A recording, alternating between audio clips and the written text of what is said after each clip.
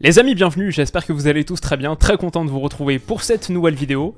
Et comme d'habitude, comme toutes les semaines quasiment, on est ensemble, on est réunis avec Stan. Stan, comment ça va?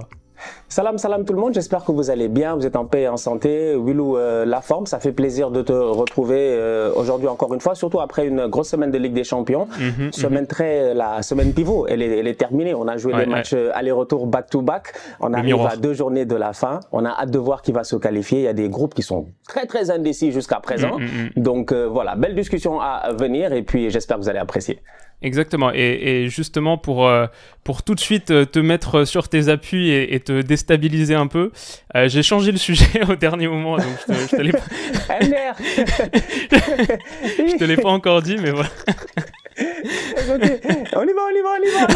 On est prêt. À la base, la vidéo, ça devait être est-ce que le PSG va se qualifier, les chances du PSG dans ce groupe, etc.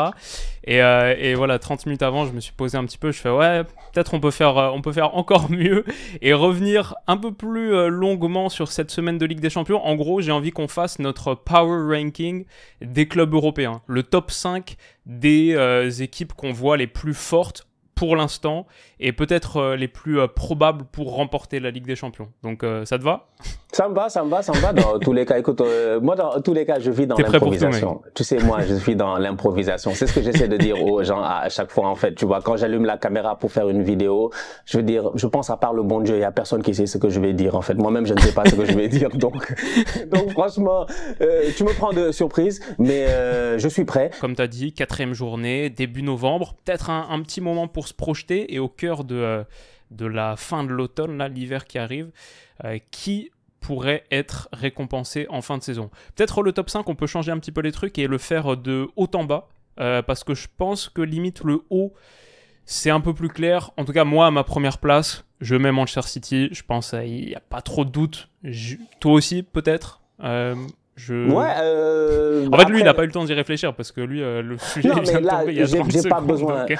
J'ai pas besoin de beaucoup réfléchir. Voilà. Je pense que là, c'est assez clair. Manchester City, quand tu regardes déjà premier du groupe, 4 matchs, 4 victoires, le groupe est très abordable pour eux. Ça, nous tous, on le savait. Maintenant, quand t'es champion en titre, il se peut que tu aies ce relâchement-là, surtout après avoir fait un triplé, surtout après avoir couru aussi longtemps après ce titre-là. Mais là, tu sens pas qu'il y a de relâchement, tu vois. Pep Guardiola, même la dernière fois dans une vidéo, j'en parlais, en zone mixte, il discutait après un match de Première Ligue et il disait que lui, en tant que tel, ce qui lui plaît aujourd'hui, c'est que on lui pose la question pourquoi tel joueur joue et tel joueur ne joue pas. Il dit c'est juste parce que ceux qui jouent, c'est parce qu'ils sont en train de faire du bon travail. Donc il y a une grosse concurrence dans cet effectif-là. Ouais, jusqu'à présent, il y a plein de joueurs qui n'ont pas prouvé. Calvin Phillips, même Jack Grealish, out of nowhere, Doku est venu et hop là, il est retombé dans un stress. Donc, c'est pour dire à quel point pour moi... Non, effectivement, je suis d'accord avec toi. Si tu les mets premiers, moi, je suis d'accord avec toi. Ils sont tenants du titre et ils sont favoris. Ouais, quand on regarde aussi le début de saison d'Erling Haaland, lui, on l'a pas averti qu'il n'avait pas gagné le Ballon d'Or. Il est reparti hyper fort. C'est 11 buts en 11 matchs de PL, 4 en 4 matchs de LDC. Il est reparti sur son rythme, 1 but par match. Et moi, ce que je trouve assez dingue avec City, c'est que ils sont quand même sur de très bonnes bases, même s'il y a eu quelques matchs perdus en Première Ligue, une élimination en Carabao Cup, etc. Ce qui est d'ailleurs pas la fin du monde, je pense, pour une équipe qui veut être compétitive au printemps, d'être sortie de cette Cup-là. Mais ce que je trouve un peu dingue, c'est que ils sont repartis assez fort, assez vite. Quand on se souvient, saison dernière, il y avait eu un petit passage à vide en hiver. Et là, franchement, ils ont l'air bien partis pour être filés un petit peu tout droit et pas trop connaître de perturbations. Aussi, le mercato estival, tu dis, ouais, une équipe qui perd Gundo, qui perd Mahrez, quand même, qui étaient des joueurs importants. Franchement, on voit pas trop une équipe qui a perdu au change, parce que Gvardiol, c'est pas mal, parce que Doku, il a fait son intégration éclair, elle est vraiment remarquable, et il apporte tellement de variété et diversité à City. Qu'est-ce qu'il y a? Matteo Kovacic aussi, Mateus Nunes. Donc, franchement, avec City, limite, la question c'est, est-ce qu'ils sont encore meilleurs que la saison dernière? Et ça, c'est trop tôt pour le dire, mais je vais dire, ils sont meilleurs qu'ils l'étaient la saison dernière à ce stade de la saison, je pense. Et ça, c'est toujours aussi un petit peu le truc avec Man City. Guardiola, bon, il a commencé à avoir l'expérience maintenant. Il sait que ça sert à rien de démarrer trop vite, trop fort et d'avoir perdu ton énergie et ton enthousiasme en février, mars, avril. Genre une montée en puissance progressive, tranquille, ça lui convient parfaitement. Et honnêtement, par rapport à ça, ils sont pas mal. Du coup, ce serait dingue parce qu'un repeat de Ligue des Champions, on l'a gagné 2 fois d'affilée. Bon, il y a le Real qui l'a fait au 21e siècle, même 3 fois d'affilée, ça c'était le gros truc, mais c'est quelque chose qui se passe vraiment rarement. Hein. Quand je pense Ligue des Champions ère moderne depuis 1993, donc Champions League, il n'y a que le Real qui l'a fait. La fois d'avant, c'était AC Milan 89-90, en gros, la grosse époque Gullit, etc., Van Basten de la fin des années, fin du 20e siècle. Donc très très rare, et bon, en ce moment, on en parlait un petit peu en intro. Moi, je mate à fond le début de saison régulière de NBA. Je suis à fond sur la NBA. Et c'est marrant parce que City, ils me font un peu penser aux Denver Nuggets. Parce que, comme les Nuggets la saison dernière, ils gagnent le championnat, ils gagnent la Champions, ils gagnent le titre pour la première fois de leur histoire. Comme les Nuggets, ils sont aussi un petit peu favoris pour repeat. Ils ont avec Haaland un peu leur équivalent de Jokic, c'est-à-dire un mec extraordinaire qui, en plus... Jokic, on lui a pas donné le MVP la saison dernière, et Haaland, il a pas eu le ballon d'or, donc il y a aussi un petit truc là-dessus. J'avoue, hein, ça, ouais. Et leur gros rival, peut-être pour le titre, c'est une équipe qui commence par B, parce que je pense qu'à Boston, il y a un 5 majeur qui se dessine, qui est vraiment costaud, et pour City, peut-être la deuxième équipe qu'on mettrait... Exactement, mec. Le Barça de Xavi, dont je suis vraiment très curieux de voir à quelle place on les met, ceux-là. Les couleurs, asseyez-vous. On vous a pas encore convoqué parce que je les vois venir là, ils arrivent, ils sont comme ouais, non, c'est pas vous, on sait tous qu'on parle de l'autre là, des Allemands. ouais, effectivement, parce que je crois, toi aussi, le Bayern, du coup, numéro 2, tu dirais? Ouais, le Bayern, en fait, c'est assez intéressant parce que, tu vois, le Bayern, je suis un peu mitigé, on va dire. Je suis un peu mitigé parce que jusqu'à présent, je trouve que quand tu vois ce qu'ils font en Ligue des Champions, c'est solide. Ils vont finir premier de ce groupe-là. Ça, je pense que nous tous, on s'y attendait. Maintenant, là où c'est intéressant, c'est de voir l'intégration de la nouvelle arrivée parce que faut pas oublier que le Bayern, ça fait quand même 2 ans, voire même peut-être 3 ans, qu'ils sont dans des transitions et des changements et tout ça. Il y a eu Sadio Mané qui est arrivé, ça a été compliqué. Il n'a pas réussi à s'imposer comme il se devait dans le vestiaire et puis tout ça et même sur le terrain. Aujourd'hui, Harry Kane arrive et automatiquement il met tout le monde d'accord en fait, tu vois. Et moi je trouve que le facteur Harry Kane est un facteur qui est à prendre en considération, qui est important parce que le Bayern a été dangereux. Le Bayern le plus dangereux, c'est quand Lewandowski était à son top de au top de sa forme en fait. C'est quand ils ont un buteur en fait. Je sais pas pourquoi, mais ce club-là c'est comme ça. Bizarrement à toutes les autres lignes, j'ai l'impression que tu as toujours cette stabilité là. Ça va, c'est solide. Franchement, c'est une très belle équipe. Maintenant, quand il y a un buteur, ça change totalement la donne. Et puis après, un dernier aspect, j'en ai parlé dans ma vidéo cette semaine, j'ai lu dans la presse allemande l'attitude de Thomas Tuchel par rapport à son effectif, par rapport à ses joueurs, sa manière à laquelle il agit avec eux en fait. Contrairement à Nagelsmann qui avait j'ai envie de dire, une manière de faire un peu plus familiale, parce que le Bayern est un club familial. Ça il faut pas l'oublier, tu vois. C'est des anciens champions du monde, c'est des légendes allemandes. En fait, eux tous, ils se connaissent, eux tous, ils se respectent là-bas, tu vois. Tout le monde a gagné quelque chose, tout le monde a fait quelque chose de grand, tu vois, dans ce club-là. Et donc, du coup, c'est important, je pense, de créer une certaine division hiérarchique entre le coach et puis les joueurs, pour ne pas avoir un Thomas Müller ou un Manuel Neuer qui pensent qu'en fait l'équipe leur appartient. Donc, j'ai l'impression que Tuchel est en train de bien travailler dessus, d'un point de vue personnel. Donc, ça me donne tant de facteurs qui me font dire qu'il n'y a pas de raison que le Bayern floppe en fait cette saison. Donc, oui, pour moi, le Bayern en date d'aujourd'hui est un favori pour la compétition, et sans oublier les ailiers qui sont en forme. Franchement, chaque fois que je vois les matchs, ça me fatigue, les commandes, tout ça. Juste tu les regardes, tu es fatigué. Tellement ils sont explosifs les boys, c'est incroyable. Non, c'est vraiment impressionnant. Je pense qu'il y a il y a une colonne vertébrale qui est vraiment, vraiment sympathique. Kane, Musiala, Kimmich, par exemple. Et puis en plus, derrière, j'aime beaucoup la ligne de 4. Mais sur les côtés, ouais, t'as parlé de Coman. Il y a Leroy Sané qui fait un bon début de saison. T'as toujours Alphonso Davies à gauche. Et Mazraoui, c'est pas mal en tant que latéral droit. Ouais, Musiala, genre plus en numéro 10, un peu sous Kane, dans le 4-2-3-1 pour l'instant. Donc non, franchement, c'est un 11 qui est vraiment, vraiment costaud. Et ce quatuor-là, Sané, Coman, Musiala, Kane, je trouve que Il y a des moments où c'est vraiment, vraiment flippant et je me dis, il n'y a pas de meilleur quatuor offensif en Europe, en fait, actuellement. Quand les 4 combinent sur des moments de transition offensive comme contre Dortmund où c'était assez terrifiant, hein, franchement ils sont vraiment impressionnants. Bah ce quatuor là c'est suffisant je pense pour mettre le Bayern très haut. Après c'est le Bayern donc ils seront toujours dans la conversation quoi qu'il arrive et j'aime beaucoup leur ligne de 4. Donc peut-être il y a encore un truc à trouver sur le double pivot à côté de Kimmich, peut-être que Konrad Laimer parfois ça peut être un petit peu le maillon faible et encore. Ce sera toujours intéressant parce que le Bayern c'est le Bayern, genre c'est toujours cette machine qui est dans la conversation, mais aussi le Bayern c'est le Bayern, ça veut dire que c'est toujours aussi un peu le FC Hollywood qui nous offre des moments de tension et ça peut un peu dégénérer et bon on l'a beaucoup vu ces dernières saisons, c'est pas toujours très calme et serein comme climat autour du Bayern. Donc s'ils réussissent à avancer tranquillement en mode machine, en mode rouleau compresseur, ouais, je pense ils peuvent être pas trop loin à la fin. Et aussi ce power ranking, pour moi, il soulève à quel point il y a vraiment Manchester City qu'on met bien haut. Et puis après, à la rigueur, j'ai envie de dire, le classement, je l'ai, je pense. Sur les 4 premières places, je suis assez... pour moi, c'est ça le top 4, quoi. Mais il y a vraiment des tiers différents. Genre, City, pour moi, est un petit peu tout seul dans sa catégorie. Et après, je dirais le Bayern, pour l'instant, de ce qu'on voit, est un peu tout seul dans sa catégorie à la 2e place aussi. Tu vois, moi, je vois les choses différemment un peu, tu vois. Okay. Moi, je vois les choses un peu différemment. Parce que moi, tu vois...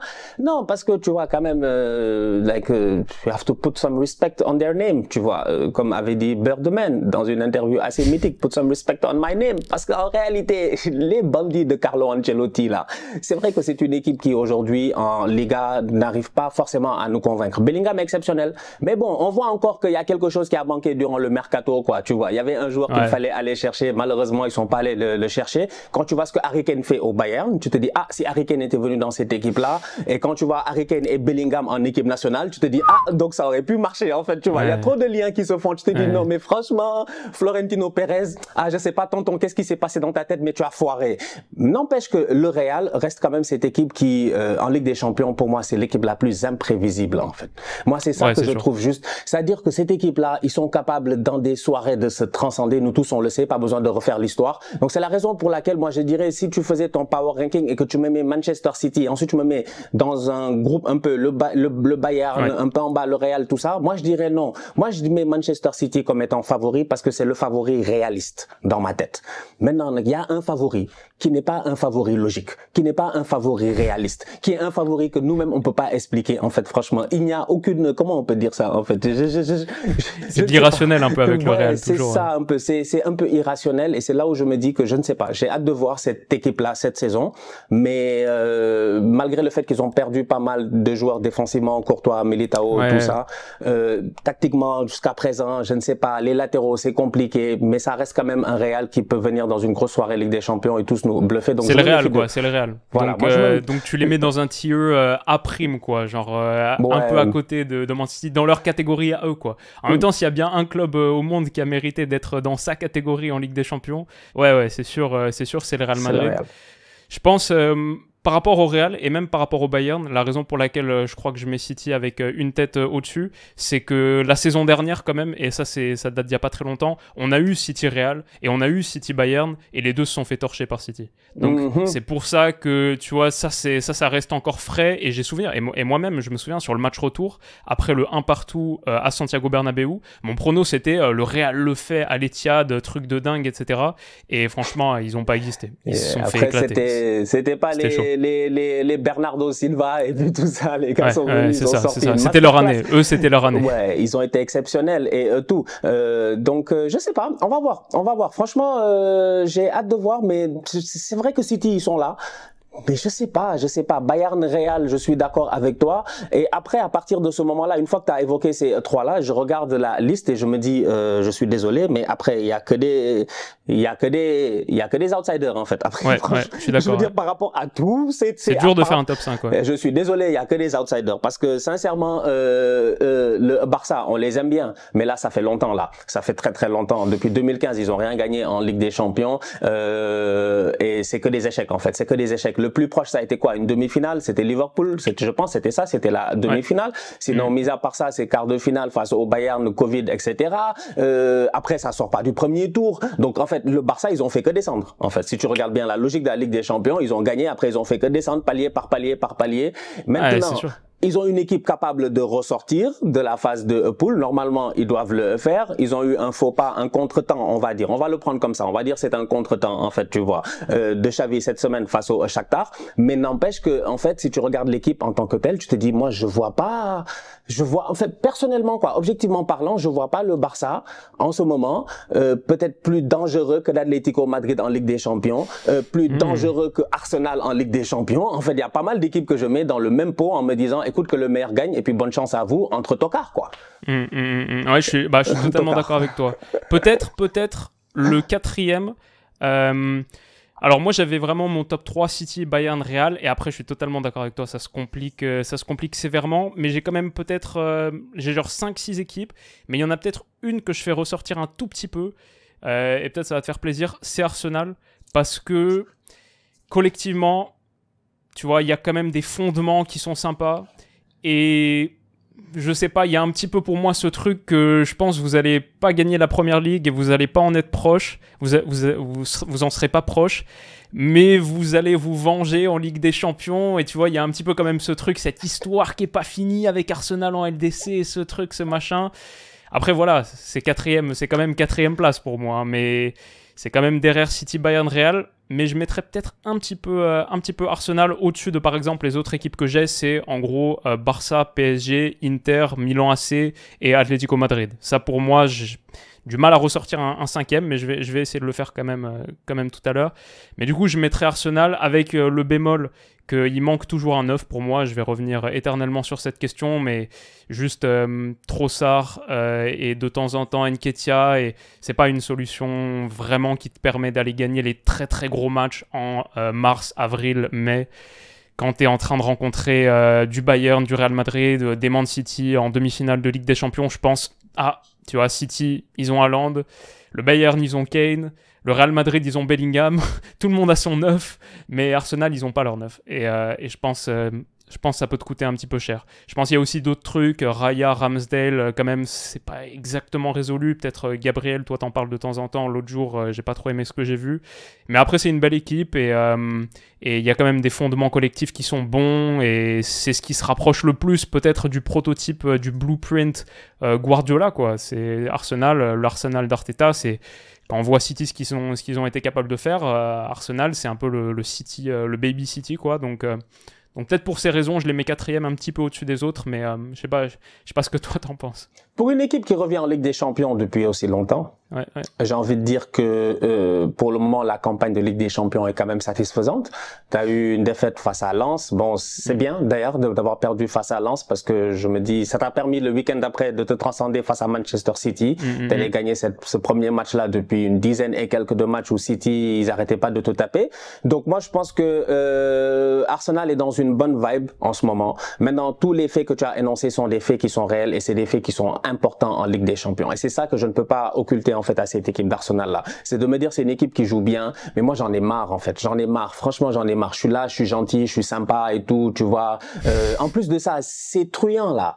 C'est truand là. Mais c'est un club. On se connaît. Franchement, on se connaît moi et le club. C'est pour ça que je leur parle comme ça. C'est des truands. En fait, depuis que ça va bien, je sais pas si vous avez remarqué, c'est devenu Arsenal Fashion Club. C'est-à-dire 1, 2, 3, ça sort des collections. On nous bombarde de collections, franchement. Je dis moi j'en ai marre. Franchement, je veux collectionner les titres, pas les habits. Surtout que toi, t'es un bon client, il me semble. Je te vois souvent avec du streetwear Arsenal. Non, moi, je suis un trop bon client, en fait, les gars. Chaque semaine, ils m'envoient un email. Ils m'envoient un email. Wesh, tocard. On a sorti des nouveaux habits, vas-y, achète. Et tout. Ils nous fatiguent. C'est pour dire à quel point, aujourd'hui, quand même, je pense que le club va bien, le club vit bien. Maintenant, on n'a pas de 9. Ça, c'est un fait, tu l'as dit. Je pense qu'il y a Ivan Toney qui va peut-être arriver cet hiver. On en parle un peu. Bon, là, il a été suspendu à cause de des paris sportifs qu'il a eu à faire et puis tout ça. Mais Ivan Toney est un attaquant qui est un attaquant de première ligue pur et dur, en fait, tu vois. C'est un des meilleurs attaquants durant ces dernières années en première ligue. Maintenant, à savoir, est-ce qu'il a gardé le rythme? Est-ce qu'il a le rythme? Est-ce qu'il peut être performant au mois de février quand on a besoin? Si tu l'achètes, ça, c'est à voir. Sinon, moi, je vois bien Arteta dans tous les cas se renforcer offensivement en janvier. Je pense que c'est quelque chose qu'Arsenal va faire. Parce que soit ça va être un Ivan Toney, soit ça va être un genre de Pedro Neto. En fait, je ne sais pas encore quel genre de joueur il va aller chercher, mais je suis convaincu qu'il va aller chercher un joueur de championnat pour essayer d'apporter quelque chose de plus à cette équipe-là. Maintenant, je pense, maintenant, sur le long terme, évidemment, on a besoin d'un vrai attaquant. Moi, je suis convaincu qu'aujourd'hui, Arsenal a besoin d'un Osimhen, d'un Lautaro. Mais toi, tu parles souvent de Lautaro, mais regarde Lautaro, la saison qu'il fait. 14 buts en 15 matchs. Il est juste exceptionnel en ce moment, en fait. C'est incroyable comment lui, il passe de Lautaro à l'autocar quand il prend l'avion pour quitter l'Italie à l'Argentine. C'est juste, c'est quelque chose qui est incompréhensible. Il est trop fort et trop nul en même temps. Donc, tu as des gars qui sont sur le marché, mais qui coûtent très cher. Donc, aujourd'hui, c'est le seul bémol que je mets à cette équipe d'Arsenal-là. Sinon, franchement, collectivement, moi, je pense qu'on va faire une belle campagne de Ligue des Champions. Si on a un peu de chance au tirage au sort et qu'on finit premier, il y a moyen d'aller peut-être chercher un peu plus loin, quart de finale, peut-être demi-finale, rêver. Et puis, on connaît cette compétition. On a vu l'Inter l'année passée. Tout est une question des fois de chemin. Tu vois, donc tu peux avoir le bon chemin et avec un peu de baraka, peut-être tu t'en sors. Parce que là, si tu regardes, peut-être Dortmund ils finissent premier du groupe, peut-être ils finissent deuxième du groupe. Peut-être, je sais pas, peut-être qu'il y a quelqu'un d'autre. En fait, il y a tellement de possibilités aujourd'hui dans différents groupes. Et puis il y a des groupes qui sont très équilibrés aussi. Donc je pense que ça va nous donner quand même des huitièmes de finale qui auront même Si tu finis premier en étant Arsenal, t'es pas mal, je pense, parce que dans l'ensemble, les premiers de groupe, à part le groupe du PSG qui est très spécial, mais dans l'ensemble, les premiers de groupe, c'est les Cadors, et les deuxièmes de groupe, pour l'instant, il n'y a pas trop de surprises, c'est l'équipe du chapeau B, ou c'est l'équipe que tu mets un peu en dessous. Donc Arsenal, vous êtes très très bien parti pour finir premier. Il y a que deux clubs qui peuvent foirer ici, en fait, nos plans, c'est Paris et puis Barça. C'est eux, ils vont finir deuxième. On va tomber face à eux. Ça va faire Arsenal-Paris, Arsenal-Barça. En fait, le trash talk Barça qui continue. Ils sont premiers de leur groupe pour l'instant. Hein. Ouais, mais je les connais. C'est des truands. Faut qu'ils fassent attention à Porto, là. Mais non, je souhaite que le Barça finisse premier, que Paris finisse premier, parce que c'est tant de clubs que je refuse d'affronter, en fait. Tu vois, littéralement, à ce stade de la compétition, je vous aime bien. Je refuse d'affronter. Je vous refuse. J'attends un peu plus tard, tu vois. Là, c'est un peu trop tôt pour les affronter. Parce que on va venir là en janvier, février. Non, ça me stresse un peu. Ça me stresse un peu. Non, c'est clair, c'est clair. Non, il faut finir premier. Hein. Là, c'est la campagne de Ligue des Champions où il faut finir premier. Et je dis ça aussi pour mes amis du PSG. Deuxième, c'est pas suffisant. Là, je pense, et d'ailleurs, quand on se projette un petit peu, je pense qu'il faut battre Newcastle à la maison et il faut battre Dortmund chez eux. Parce que sinon, tu vas revivre la saison où tu finis deuxième et hop, tu tires City ou le Bayern ou le Real et hop, tu finis en huitième de finale de Ligue des Champions comme les deux dernières. Il faut finir premier dans ces groupes de LDC. Ce qui te permet d'arriver en fait après, une fois que tu as mis Arsenal quatrième, et moi je pense que Arsenal quand même, voilà, c'est pas, ok, ça fait longtemps on n'a pas été en Ligue des Champions, mais il faut comprendre la vibe sur laquelle le club surfe. Donc pour moi, ça fait du sens. Il y a plein de gens qui seront pas d'accord, mais je trouve que ça fait du sens de mettre Arsenal ici parce que c'est... En fait, la Première Ligue te donne pas mal de crédit. Quand tu sors d'une saison comme ça en PL, c'est vrai que ça fait longtemps que t'as pas été en Ligue des Champions, mais il y a eu un révélateur qui était important, je trouve. On part pas de rien quand on est en train d'analyser Arsenal. Une équipe qui finit à 92 points l'année dernière, ou autour des 90 en championnat, en Première Ligue, c'est quand même de belles références, quoi. Si, tout à fait.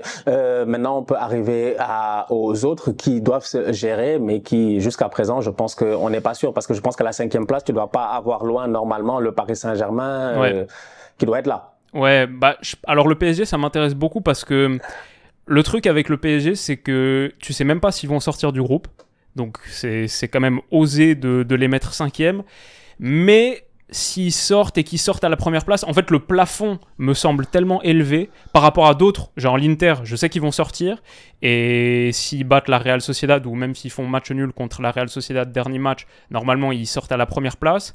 En plus ils sortent quand même d'une finale de Ligue des Champions, ils sont premiers de Serie A, donc l'Inter attention, en plus les rendez-vous de huitième de finale, quart de finale avec les masterclass tactiques de Simone Inzaghi, c'est toujours très dangereux, mais quelque part même si l'Inter c'est costaud, je vois plus un plafond, alors que le PSG, pour l'instant, je vois beaucoup de potentiel inexploité, et c'est une équipe qui, pour l'instant, elle fait pas vraiment peur, mais tu dis que si ça prend bien, si ça se met à tourner, avec l'effectif qu'il y a, plus de profondeur offensive, un milieu qui commence à se connaître et tout, ouais, tu te dis peut-être ça arrive en février-mars, et là ils sont top 3 ou top 4 dans notre classement, si ça tourne bien. C'est plus le potentiel, et le plafond me semble très très élevé. Ils n'ont pas eu beaucoup de temps encore. C'est quand même nouvel entraîneur, c'est un milieu qui a totalement été transformé. Manuel Ugarte, maintenant Zahir Emery dans un rôle de patron, Vitinha qui revient, donc il y a tout un truc à recréer. Il y a Kang In-lee aussi qui apporte des choses intéressantes. Typiquement, Kang In-lee, tu sais pas encore quelle est sa vraie position, mais à chaque fois que tu le vois,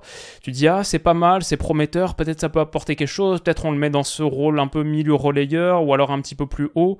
Le secteur offensif, bon, Mbappé est resté, tout le reste, ça a bougé. Désormais, on a Gonzalo Ramos, on a Kolo Muani, on a Ousmane Dembélé, on a Bradley Barcola. Derrière, Skriniar, Lucas Hernandez, tellement de recrues cet été. Pour l'instant, je trouve ça normal que ce soit pas ultra cohérent. Puis après, faut pas oublier, avec le PSG aussi, t'arrives sur ces grosses adversités de Champions dans un groupe.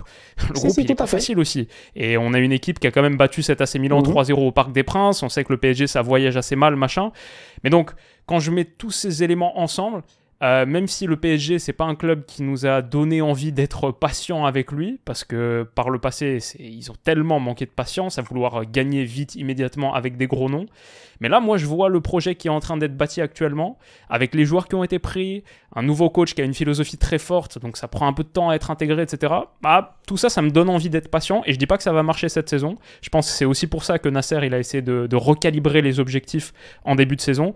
Je dis pas que ça va marcher tout de suite, mais si ça marche presque un peu plus vite que prévu et que on commence à avancer un petit peu sur les temps de passage et dès début décembre, tu te dis ah cette équipe en vrai elle ressemble à quelque chose. Genre là il y a victoire contre Newcastle au Parc des Princes et victoire au Signal Iduna Park et Paris se qualifie à la première place. Ah ouais, peut-être ça ressemble à quelque chose. Peut-être s'ils continuent sur leur lancée, ça peut arriver février-mars et être sympa. Donc je vois encore des lacunes, je vois encore plein de marges d'amélioration. Mais le fait que je vois autant de marges d'amélioration, pour moi c'est quelque chose de positif. Et du coup je vais privilégier la hauteur du plafond parce qu'à la fin, l'idée c'est gagner la Ligue des Champions. Et pour gagner la Champions, il faut avoir un plafond très haut. Le plafond de l'Inter, je pense, on l'a vu l'année dernière, il n'est pas suffisant. Même si les performances sont bonnes, le plafond, le niveau max, je crois il n'est pas suffisant. Genre Paris et Barça, je les mets un peu dans la même catégorie, tu vois. Un peu, mais à des stades différents. C'est-à-dire c'est des projets différents, c'est des idées différentes un peu. C'est pour ça que le Barça, je les mets pas forcément dans cette 5e place-là, parce que je me dis, il y a encore plein de choses à régler, tu vois. Des fois, les choses sont assez simples, mais il y a des clubs où malheureusement, j'ai l'impression, c'est des clubs où you have to win. Genre, tu n'as pas le temps. Chaque année, on s'attend à ce que tu gagnes. Donc, on te donne même pas le temps de construire un projet, en fait. Parce que les supporters même, ils s'en foutent du mot projet. Ils connaissent pas le mot projet, tu vois. Et parmi ces clubs-là, je mets le Paris Saint-Germain, je mets le Barça, je mets le Real, je mets le Bayern, en fait. C'est ces clubs-là où les supporters ont cette exigence-là parce qu'ils savent que les clubs, ils ont les moyens d'être performants. Et malheureusement, jusqu'à présent, moi, je trouve qu'il y a des petits problèmes qu'ils n'ont pas réglés. Et parmi ces problèmes-là, il y a des problèmes structurels, il y a des problèmes administratifs. Il y a pas mal de choses, en fait, que nous tous, on voit depuis des années dans ces clubs-là. Donc c'est pour cela que je les mets un peu en dessous parce que je sais pas, il y a même jusqu'à présent, il y a quelque chose au fond de moi. C'est peut-être quelque chose que je peux pas expliquer là, mais c'est quelque chose au fond de moi que j'arrive pas à cerner. Donc c'est pour ça que moi le Barça, j'aurais aimé les mettre 5e, mais j'ai envie de dire que ça risque d'être peut-être court cette saison. Le Paris Saint-Germain, on va voir. Donc je sais pas, j'ai envie de mettre un Italien, donc je mettrai l'Inter. Ouais, bah en plus qui sort d'une finale. Ouais. Ouais, et puis je trouve que ça joue bien, c'est cohérent, c'est un top attaquant. Franchement, il n'y a pas grand-chose qui a changé, ça se gère. Donc, écoute, on va voir ce que ça va donner. Et puis bon, les Italiens sont revenus à la mode, donc pourquoi pas un Italien pour venir encore une fois surprendre tout le monde, tu vois. Mais ouais, c'est ça que je vois en ce moment. Après, il y a des équipes que j'aime bien, tu vois. Par exemple, Dortmund, ils m'ont surpris. L'Atlético aussi, après c'est un facteur Griezmann, hein. Ouais, mais en ce moment il y a Morata qui claque des buts, il y a Griezmann qui est juste exceptionnel en ce moment. C'est vraiment un Griezmann. J'ai aimé quand il a dit la dernière fois, il a dit que lui maintenant il regarde du football. Je sais pas si maintenant il regarde, mais en tout cas il a dit il regarde beaucoup de football, il regarde tous les postes. Donc en fait Griezmann dans sa tête quand il rentre sur un terrain, il est gardien de but, défenseur, machin. Il a dépassé le stade de Kamavinga, tu vois. Genre c'est pour dire à quel point. Donc non, ça reste une belle équipe. Ça c'est l'influence de Didier Deschamps de faire jouer des gars pas à leur poste. qui joue à tous les postes possibles en fait, tu vois. Et donc c'est pour ça, moi je pense que l'Atlético reste une très belle équipe cette saison. Et c'est toujours, ça fait partie de ces équipes-là qui sont juste imprévisibles, tu vois. On sait pas ce qu'ils vont faire, tu vois. Mais je sais qu'ils ont les capacités de pouvoir fatiguer pas mal de grands et d'aller loin. Et puis quand on arrive en phase finale, en huitième de finale, faut pas oublier qu'il y a des stades qui sont chauds, tu vois. Aller jouer là-bas au Wanda Metropolitano, c'est pas facile, quoi, tu vois. C'est pas facile. C'est un stade compliqué. Ils vont sûrement essayer de sortir en contre. Ils vont te fatiguer, ils vont bien défendre. Quand ils vont arriver chez toi, ils vont parquer le bus. On connaît Cholo, même si c'est vrai que de temps en temps, ça leur arrive ces derniers temps de claquer des 5 et des 6 buts. Dans un match peut-être compliqué face à un top adversaire en Ligue des Champions, il va peut-être revenir à la base, c'est-à-dire barricader, essayer de sortir en contre avec les bons joueurs de qualité qu'il a. Donc l'Atlético reste aussi un danger dans cette Ligue des Champions, mais comme je dis, elle est tellement disputée parce que tu te dis, je sais pas, là, c'est assez compliqué. Il y a un groupe là avec le Feyenoord et puis tout ça là, l'Atlético, Lazio, Feyenoord. C'est quoi ça en fait? Non mais c'est quoi ça en fait? C'est-à-dire, il reste 2 journées. En fait, tout est possible. Tout est possible. C'est-à-dire que c'est là que j'ai dit que la Ligue des Champions est très disputée. Paris, Milan, Dortmund, tout le monde se tient à 1 point. Même Newcastle, ils peuvent se qualifier jusqu'à présent. On sait jamais. Ils te sortent 2 victoires d'affilée Newcastle et c'est fini. Ils sont qualifiés en fait. Donc bien sûr. C'est pour dire à quel point tout est dingue. Pour moi, c'est le football devient de plus en plus compliqué. La dernière fois, j'ai dit dans une vidéo, tout le monde sait jouer au football. Maintenant. Tout le monde sait jouer au football. Faut plus dire ouais non, on est meilleur que lui, tout le monde sait jouer au football. Sauf l'Antwerp. Les pauvres gars d'Anvers. Et Benfica. Miskin. Les pauvres gars d'Anvers, Miskin, franchement. Pourtant, Benfica, il y a de très bons joueurs là-bas en plus. C'est tellement dommage. Ils ont de très très bons joueurs. Ils ont envoyé Silva là, en défense centrale, tout ça. Ils ont d'excellents joueurs de foot en fait que tu as envie d'aller acheter. Mais aujourd'hui, tout le monde sait jouer au foot. Donc la différence, elle se fait vraiment sur des détails. Elle se fait sur des détails en fait. Et il y a certains clubs qui font pas beaucoup d'erreurs. Et parmi ces clubs-là, tu as Manchester City. Voilà. Et tu as Manchester City, voilà.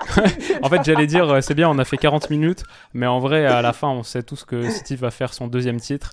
Et voilà, parce que pour l'instant, c'est dur de voir qu'il est challenge. Et s'ils font 2 et ils font... parce que là, dans la Pep, il a un autre challenge là, c'est de faire 4 premières ligues d'affilée. Personne n'a jamais fait ça. C'est pour dire à quel point quoi. En fait, nous on est fatigués. Franchement, nous on est épuisés. Et puis là, calmement, il est revenu à la première place. Hein. Il a pas. C'est-à-dire que c'est vraiment, c'est vraiment sans tousser, sans faire de bruit, mais calmement quoi. En fait, genre, il nous a laissé nous amuser, nous tous pendant 10 journées. Exactement. On a pris la première. Chacun s'est dit, hop, dès que vous vous endormez, dès qu'il y en a un qui s'assoupit, eux ils t'inquiètent, ils continuent. Hein, ils seront là pour saisir l'opportunité. Mais moi j'ai un autre challenge pour Pep Guardiola parce que les 4 premières ligues d'affilée, bon.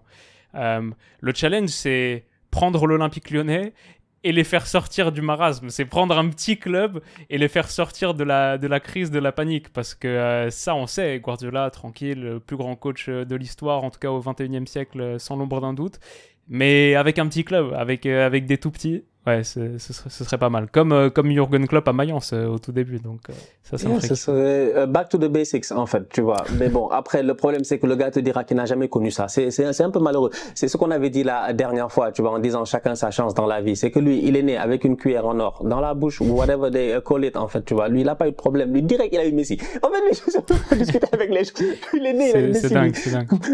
On s'en fout de ce qu'il a fait avant. Lui, dès qu'il est arrivé, quand on l'a vraiment connu, il a eu Messi, en fait. Après, il a eu Xavi et Iniesta. Bon, ils étaient déjà là, mais quand même. Et Busquets et machin. Donc, c'est pour dire à quel point il a eu cette baraka-là dans sa vie. Mais ouais, c'est un challenge que j'aimerais bien voir moi aussi. Franchement. Il y a Guardiola à Lyon, ouais. Mais Lyon, c'est des tocards, hein. Oui, franchement. Oui. Vous allez l'un des deux, là. Les amis, merci d'avoir été... Merci de votre soutien, de votre force. Est-ce qu'il y a des joueurs intéressants là-bas, même à Lyon, qu'on peut aller acheter là-bas? Parce que c'est le moment d'aller faire, c'est les soldes à Lyon, là. Tu sais que bientôt, ils auront plus de quoi payer les salaires. C'est assez compliqué. En tout cas, bon, écoute, on va pardonner le frérot. Restons là-dessus.